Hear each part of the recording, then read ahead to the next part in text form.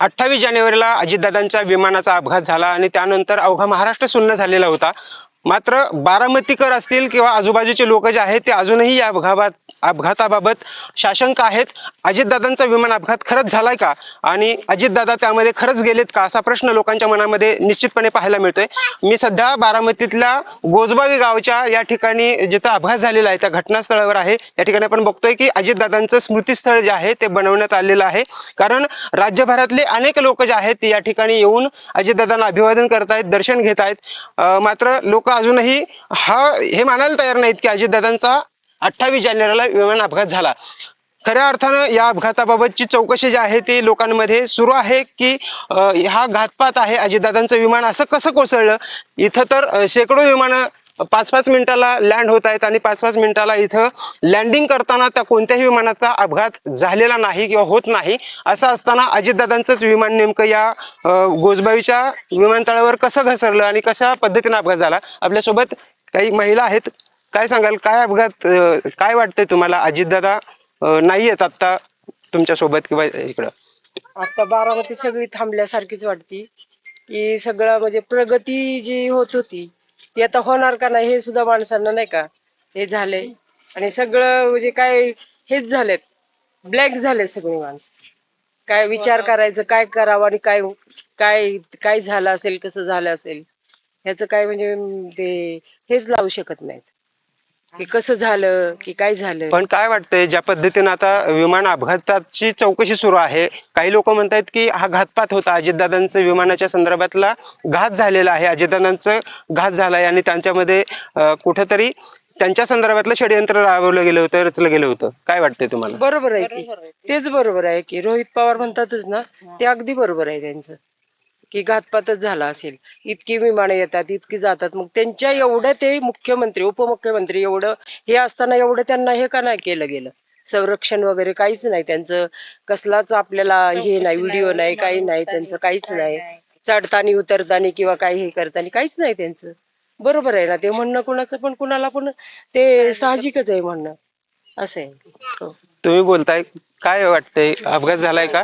मला नाही बोलता येणारच नाही, मला तर रडूच आवडत नाही दादांबद्दल. माहिती का, महिना उठून गेलं, दादा गेले तेव्हापासून ना लक्षच लागत नाही. असं वाटतं आपला विकासच थांबला. आता आपल्या बारामतीचं काय होणार ही चिंता सारखी मनाला लागून राहते. माहितीये का, मी तर माझं माहेरच आहे. दादा आमचे बांधकरीच होते. काटेवाडी तिथं खाताळपाटा 2 किलोमीटर आहे, तिथं शेजारी गेस्ट हाऊस ही त्यांचे आहेत. माझं माहेर त्यांचं बांध आणि आमचं बांध शेजारीच आहे. पण मी इथं बारामतीत राहतो आम्ही. अजितदादांना भेटला होता कधी? हो, प्रत्येक म्हणजे आम्ही आहे वळी कुटुंब आहे. तर माझे दीर उपमुख्यमंत्री काय ते हे उपसरपंच, नगराध्यक्ष होते, बर, नगरसेविका माझी जाव होती. त्याच्यामुळे ते आले ना बारामतीत, आमच्या फॅमिलीला भेटूनच जा माझ्या दीराला. बर.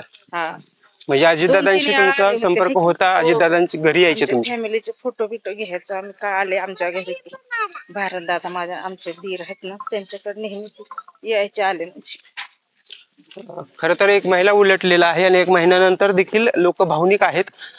काय सांगाल, अपघात झालाय दादांचा, काय भावना आहे नेमकी तुमची? खरं तर आपण पाहतोय की जवळपास या गोष्टीला 1 महिना उलटून गेला आणि आपण जर या ठिकाणची पाहणी केली तर आपण आता बघतोय की अगदी 2-2, 1-1 मिनिटाला इथं विमान उतरतंय. अगदी काही सेकंदावर विमानाचा वेग जर बघितला तर काही सेकंदावर धावपट्टी होती आणि त्याच्यामुळं इथं नक्की काय झालंय आता त्याची चौकशी चालू आहे. परंतु दादा गेली 35 वर्ष झालं या राजकीय सामाजिक जीवनामध्ये काम करतायत आणि दादांची बारामतीला येण्याची खूप वेळा दादा विमानाने असतील, हेलिकॉप्टरने असतील, त्या पद्धतीने आले असतील किंवा आलेले आहेत. आपण पाहतोय आम्ही जवळच्याच इंदापूर तालुक्यातील आहोत, त्यामुळे आमचा जास्त जिव्हाळा आणि खरं तर खूप मोठं महाराष्ट्राचं, पुणे जिल्ह्याचं, बारामतीचं तर झालेलंच आहे. पण आमचा लगतचा इंदापूर तालुका असल्यामुळं लगतच्या इंदापूर तालुक्याचं देखील फार मोठी हानी, ही न भरून निघणारी हानी ह्या राज्याची, जिल्ह्याची आणि आमच्या इंदापूर आणि बारामती तालुक्याची देखील झालेली आहे. आधी खरंच ह्याची, खर तर अवघ्या महाराष्ट्राचीच हानी झालेली आहे. तुम्ही काय सांगाल, दादांशी परिचय आला कधी, दादांशी बोलणं झालं होतं कधी? काही नाही, असं लांबून भेट झाली होती पण बोलणं नव्हतं झालं. असं नको होतं व्हायला, खूप वाईट झालं. ह्या जागेवर यायचं बघायला म्हणजे आमचं डेअरिंगच होत नव्हतं. 1 महिना उलटून गेल्यावर आज आम्ही इथं आलो, पण खूपच वाईट झालं. Big loss बारामतीसाठी.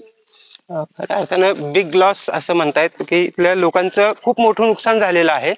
काय सांगाल, काय वाटतंय, काय भावना आहेत? अजितदादा जाऊन 1 महिना झालं, वाटतंय अजितदादा गेलेत? मला तर असं वाटतच नाहीये की दादा गेलेत म्हणून. अजून पण असं वाटतंय की दादा येतील म्हणून कुठून तरी, पण असं वाटतंय रोहित दादा करतात आता प्रयत्न, बघू काय होतंय. पण हा पूर्णपणे घातपातच आहे दादांचा केलेला.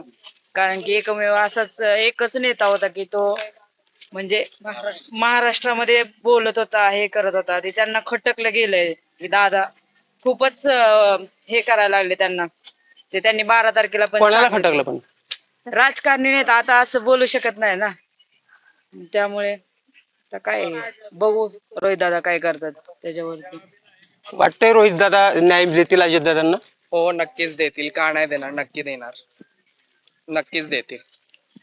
पण अजितदादांच्या विमान अपघातानंतर ज्या पद्धतीचं राजकारण सध्या सुरू आहे, रोहित पवार सातत्यानं आवाज उठवतायत विमान अपघाताच्या संदर्भात. तर दुसरीकडे राजकीय पक्ष देखील त्यांना साथ देत नाहीयेत किंवा त्यांच्याबाबतच प्रश्नचिन्ह उपस्थित करतायत. राजकारण होत आहे विमान अपघाताच्या संदर्भानं. खरं तर हा विमान अपघात झाल्यानंतर आपण बघतोय की ही देखील मंडळी जी आहेत, म्हणजे राज्यभरातला विमान अपघात स्थळावरचा ओघ जो आहे तो सातत्यानं सुरू आहे. लोक येत आहेत, लोक सातत्यानं भेटतायत आणि अजितदादांचं दर्शन देखील घेत आहेत. कुठून आलायत तुम्ही? आम्ही कोल्हापूर. कोल्हापूरहून आलात. काय नेमकं म्हणजे इथंच आलात का काही नातेवाईकांकडे आला होता? मुलग्याकडे आलो होतो बर बारामतीला. बर ती मस्त बघावून आले आम्ही इथं. बर. पण काय वाटतंय आता अजितदादा नाहीयेत, काय हे नाही कल्पना? शोक वाटते बुवा. आपला मराठी माणूस गमावला असं वाटते. मराठी माणूस गमावला. खंबीर नेतृत्व गेले असं वाटते. दादांशी कधी बोलणं झालं होतं? कधी परिचय आला होता? बोलण्याचा प्रसंग आला होता? काय कधी नाही हो, आम्ही पण तसं काही आलेलं नाही. बर. तरी देखील तुम्ही इथं दर्शन घ्यायला आलेला आहात. असे शेकडो लोक आहेत जे रोज येतात, अजितदादांच्या स्मृतीस्थळाचं दर्शन घेतात. त्यांच्याकडून एकच मागणी आहे की या अपघाताची चौकशी आहे ती सातत्याने लवकरात लवकर व्हावी आणि अजितदादांना न्याय मिळावा. कॅमेरामॅन तेजस, मी वसंत मोरे, मुंबई तक, बारामती.